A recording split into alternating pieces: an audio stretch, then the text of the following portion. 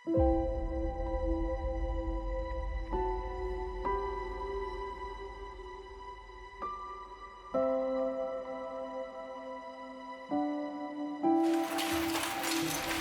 ada salahnya kita melestarikan kebudayaan. Warisan budaya yang hidup dan bernapas melalui ikatan benang yang dihasilkan. Sebuah cerita tentang Troso.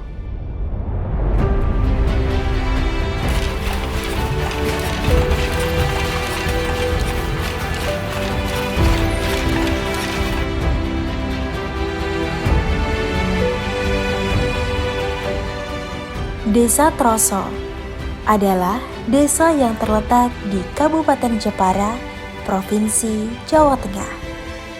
Desa ini memiliki sejarah panjang dalam seni tenun. Keterampilan membuat tenun ikat sudah dimiliki oleh warga Desa Troso sejak masuknya agama Islam ke wilayah pesisir utara Jawa, yaitu abad ke-15.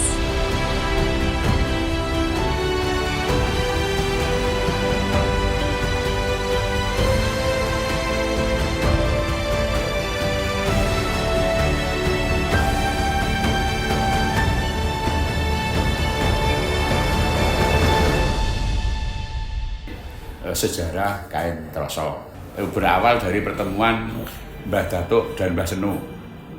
Mbah Datuk mau kepengen ketemu Mbah Senu karena ingin menghormati Mbah Datuk, beliau pakai pakaian yang terbagus, dalam rangka menyambut kedatangan Mbah Datuk Gurnadi, sing ditinggal masjid. Sedangkan makam Mbah Senu ada di sana.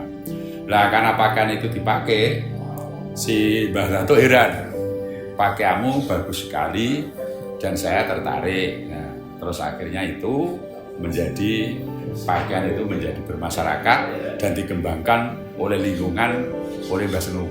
Jadi lingkungan karena Mbah Senu itu punya hobi jelumat, sotaate. Nah, akhirnya itu menjadi sejarah kain Troso. Tradisi yang turun-temurun ini menjadikan simbol kekayaan budaya serta identitas masyarakat Desa Troso. Dan sekarang, desa ini dikenal dengan sebutan Desa Wisata Atraksi Tenun. Keindahan dan keahlian menyatu dalam setiap helai kain tenun. Dibuat dengan cinta dan ketelitian oleh para perajin ahli. Tenun Troso adalah merupakan budaya atau warisan dari orang-orang kita untuk tetap kita kembangkan walaupun dengan persaingan yang dari berbagai macam kain di luar. Tentang proses pembuatan tenun memang banyak cara atau teknis yang sudah banyak berlaku di Desa Troso, dan ini jenis benangnya pun beda-beda. Kalau dari Misris atau CSM itu barangnya atau bahannya dari India, yang itu ada untuk lusinya itu adalah 80/2, kalau pakannya adalah 64/2. Tapi kalau sarung ini adalah jenis benangnya juga beda. Namun dalam proses pembuatannya adalah sama. Hanya sedikit perbedaan nanti di pewarnaannya.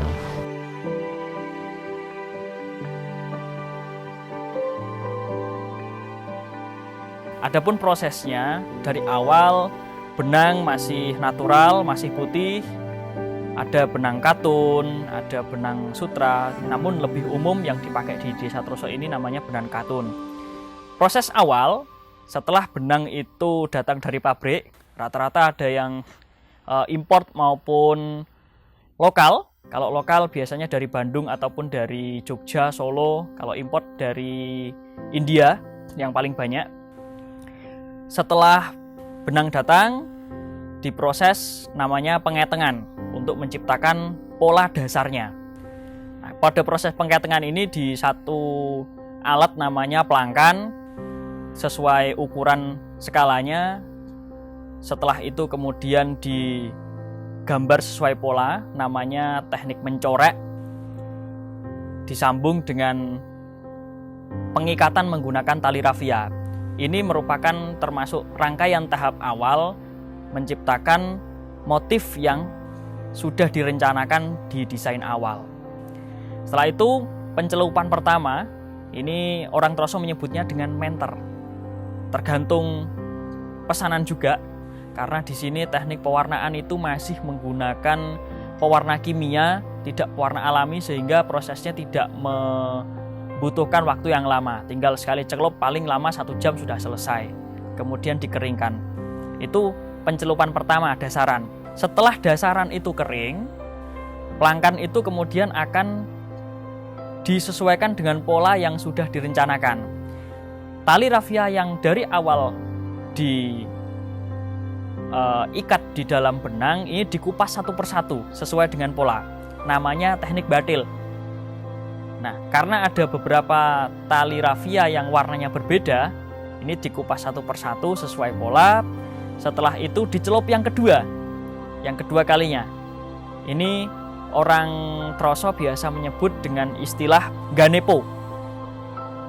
Setelah ganepo selesai, kemudian dikeringkan sampai kering 100%, baru dikupas lagi, batil yang kedua kali. Batil selesai, ada proses yang namanya palet pada pakan, namanya malet. Ini hal yang paling krusial di dalam produksi ATBM, karena ketika salah motif saja, salah ngambil motif, maka tidak akan serasi, tidak akan seimbang motif kanan dan kirinya. Bisa jadi akan tidak beraturan. Dalam proses pembuatan tenun ikat pakan, ini terlebih dahulu perlu disiapkan yang namanya lungsinya. Ini biasanya di Desa Troso umum halnya dipakai untuk produksi CSM yang arahnya nanti dijual ke Bali, disebut dengan ndek ataupun sarung goyor. Nah, dalam pembuatan lungsinya, karena ini lungsi polosan, dari benang kones dari pabrik sudah warna, itu nanti perlu melalui proses yang namanya nyepul, di mana ditata benangnya satu persatu dalam satu gulungan kecil-kecil, kemudian disusun secara rapi dalam ranjingan sekiran. Ranjingan sekiran biasanya berisikan sekitar 250 sepulan atau 170 sepulan. Setelah ditata rapi, kemudian digulung dalam satu bidang besar namanya sekiran. Nah, ini tinggal diselesaikan saja sampai benang habis digulung dengan gulungan besar yang nantinya akan menghasilkan sebagai boom polos. Setelah kemudian mengebum itu selesai, dilanjut mulai menyusun ke ATBM. Nah, pemasukannya ini harus melalui proses nyucuk, di mana nyucuk ini menata benang yang sudah dibum sebanyak sekitar 3.000 sampai 350 helai, ditata satu persatu di dalam gun, kemudian sisir. Ini masih satu rangkaian namanya nyucuk. Setelah itu baru bisa mulai penenunan pertama. Kalau di sini disebut dengan ngadani. Biasanya dalam 120 potong itu pasti ada satu karya atau satu helai kain yang dikorbankan untuk ditata dalam proses ngadani itu. Setiap kain tidak hanya indah dan berkualitas, tetapi juga mendukung keberlanjutan dan kesejahteraan masyarakat. Troso Festival merupakan sebuah acara yang menjadi ajang promosi dan eksistensi tenun Troso untuk mempererat kekeluargaan dan persatuan masyarakat Desa Troso. Melalui acara Troso Festival yang diadakan pada tanggal 15 Juli 2017, Desa Troso berhasil memecahkan rekor muri sebagai kain tenun terpanjang dengan panjang kain 217,4 meter tanpa sambungan dengan 20 motif Nusantara. Dan pada tanggal 16 Juli tahun 2019, Desa Troso juga berhasil memecahkan rekor muri sebagai penenun terbanyak dalam acara Troso Festival dengan jumlah 1.408 penenun Desa Troso. Mendukung warisan budaya dan merasakan keunikan kain tenun Troso adalah suatu kebanggaan di mana tradisi dan inovasi berpadu dalam sebuah harmonisasi. Semangat dan keahlian dari para pengrajin kain tenun merupakan suatu hal yang harus diapresiasi karena dapat membantu melestarikan kebudayaan yang kreatif dan memperkuat perekonomian masyarakat. Mari bersatu dalam menjaga warisan budaya ini untuk tetap hidup.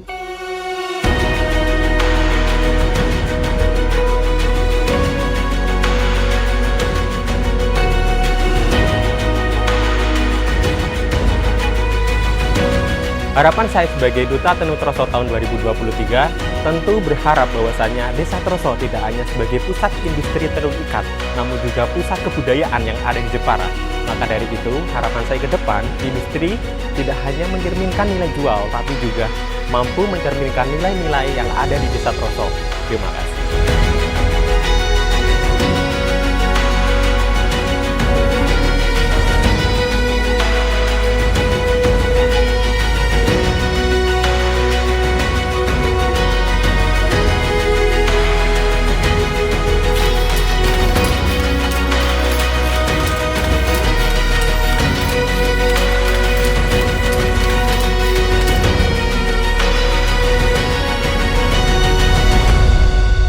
Troso, Desa Wisata Atraksi Tenun.